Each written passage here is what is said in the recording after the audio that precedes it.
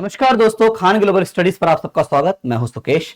आज दोस्तों हम बात करेंगे कि सीडीएस परीक्षा के लिए इकोनॉमिक्स को कैसे तैयार किया जाए। मींस कि अगर हम इकोनॉमिक्स की तैयारी कर रहे हैं, है ना, सीडीएस के लिए, तो क्या क्या पैटर्न रहता है, कितने कितने क्वेश्चन आते हैं, किस किस टॉपिक्स का महत्व रहता है, इनको लेकर हम बातचीत करेंगे।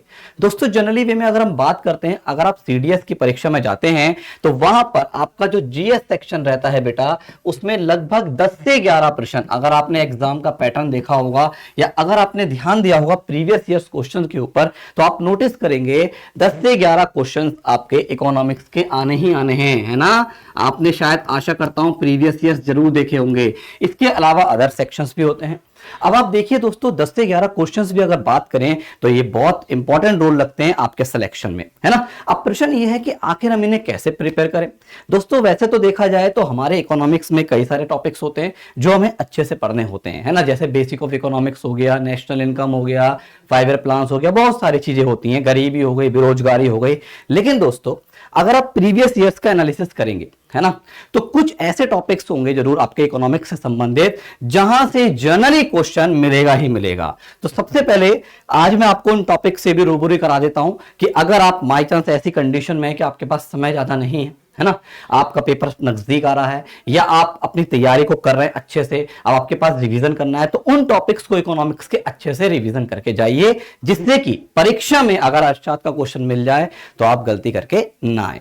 तो दोस्तों यहां पे मैंने कुछ टॉपिक्स आपके लिए निकाले हैं, थोड़ा उनके बारे में चर्चा कर लेते हैं, जो मेरे को लगते हैं कि आपके परीक्षा के लिए बहुत ज्यादा इंपॉर्टेंट टॉपिक्स हैं, है ना। नंबर फर्स्ट मैं यहां पे बात करूंगा दोस्तों, एक बहुत ही शानदार टॉपिक अर्थशास्त्र का, मनी एंड बैंकिंग। भाई मनी एंड बैंकिंग दोस्तों एक ऐसा टॉपिक है जिसमें जनरली वे में अगर देखा जाए तो यहां से क्वेश्चन आता ही आता है ना। क्योंकि दोस्तों इस टॉपिक का अगर हम यूज देखें तो हमारे और आपसे लाइफ से भी संबंधित है। आप यहाँ पे कई सारी चीजें पढ़ते भी हैं, शायद आपको याद भी होगा, हमने क्लासेस में भी पढ़ा है। मुद्रा क्या है, मुद्रा के भिन्न भिन्न प्रकार क्या होते हैं, है ना। बैंक से संबंधित बातें, आरबीआई संबंधित बातें, आरबीआई की जो दोस्तों एक नीति होती है, इसे हम मौद्रिक नीति बोलते हैं, है ना। मॉनेटरी पॉलिसी क्या होती है, सीआरआर क्या होता है, एसएलआर क्या होता है, ये सारी की सारी चीजें हम पढ़ते हैं, वही ये टॉपिक है जिसका नाम है मनी एंड बैंकिंग। इसके अलावा दोस्तों बहुत एक शानदार टॉपिक आता है, राष्ट्रीय आय यानी कि नेशनल इनकम।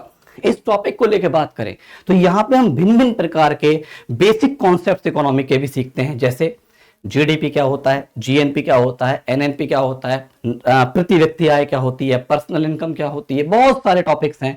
राष्ट्रीय आय को कैसे मापा जाता है, राष्ट्रीय आय के मापन की कितनी विधियां हैं, कैसे कैसे उन विधियों के द्वारा राष्ट्रीय आय का मापन होता है ना। राष्ट्रीय आय से संबंधित फैक्ट्स हो गए, इन सभी से एक ना एक क्वेश्चन आपके परीक्षा में मिलता ही मिलता है। कई सारी चीजें यहां पे हमें देखने को मिलती है। जीडीपी डिफ्लेटर क्या होता है, रियल जीडीपी क्या है, नॉमिनल जीडीपी क्या है, आपने देखा होगा कि पीवाईक्यू उठाएंगे तो जनरली क्वेश्चंस आपके मिले हुए हैं, है ना। इसके अलावा दोस्तों मोस्ट इंपॉर्टेंट फॉर परीक्षा के लिए, आपके एग्जाम्स के लिए 5 ईयर प्लान्स, पंचवर्षीय योजनाएं, यहां से तो प्रश्न आना ही आना निश्चित समझ लो भाई साहब। एक क्वेश्चन तो दोस्तों आपके परीक्षा में मिलेगा ही मिलेगा। आशा करता हूं ये बात आप अच्छे से जानते भी होंगे, ये बात आपको पता भी होगी, है ना। 5 ईयर प्लान्स में अगर बात करा जाए तो जनरली वे पूछ लेगा, बताओ इस पंचवर्षीय योजना का उद्देश्य क्या है, कुछ लिख देगा, बताओ ये कौन से पंचवर्षीय योजना से संबंधित है ना। पंचवर्षीय योजना के साथ साथ दोस्तों अगर आप देखेंगे तो नीति आयोग जो कि वर्तमान में कार्य कर रहा है योजनाओं को बनाने के लिए, उससे भी कई बार क्वेश्चन आपकी परीक्षाओं में मिले हैं, है ना। तो ये भी आप अच्छे से रेडी करिएगा। एक बहुत ही प्यारा टॉपिक है, बहुत ही फेमस टॉपिक, बजट तो दोस्तों आप जानते हैं, है ना। हर साल भारत सरकार के द्वारा बजट बनाया जाता है। तो सबसे पहले तो मैं आपसे ये बोलूंगा, प्रेसिडेंट का बजट पढ़ के जाइएगा। दूसरी बात, बजट से संबंधित फैक्ट्स हो गए, है ना, बजट से संबंधित टर्मिनोलॉजीज हो गई, बहुत सारे टर्म्स होती हैं, जैसे कि बजट डेफिशिएट क्या है, रेवेन्यू डेफिशिएट क्या है, फिस्कल डेफिशिएट क्या होता है, इंटरिम बजट क्या होता है, ये बहुत सारे शब्दावली हैं, वोट ऑन अकाउंट क्या होता है, ये आपके परीक्षाओं में पूछे गए हैं और पूछे जाते भी हैं, याद रखना। ऐसा नहीं है पूछ लिए तो नहीं पूछ सकता, वो पूछ सकता है। और एक बहुत ही प्यारा टॉपिक दोस्तों, टैक्सेशन, है ना।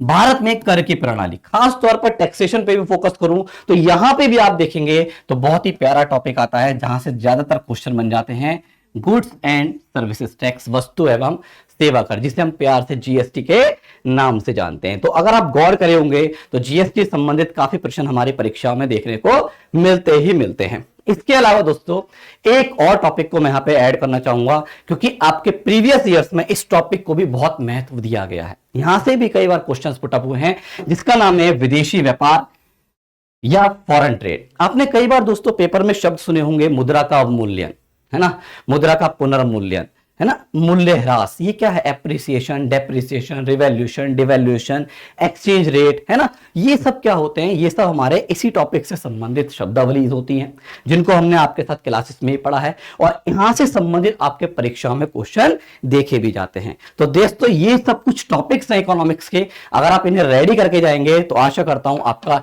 इकोनॉमिक्स से संबंधित अगर सीडीएस की परीक्षा में पेपर में क्वेश्चन आएगा तो वो नहीं बचेगा। आशा करता हूं जानकारी अच्छी लगी होगी। जय हिंद, जय भारत।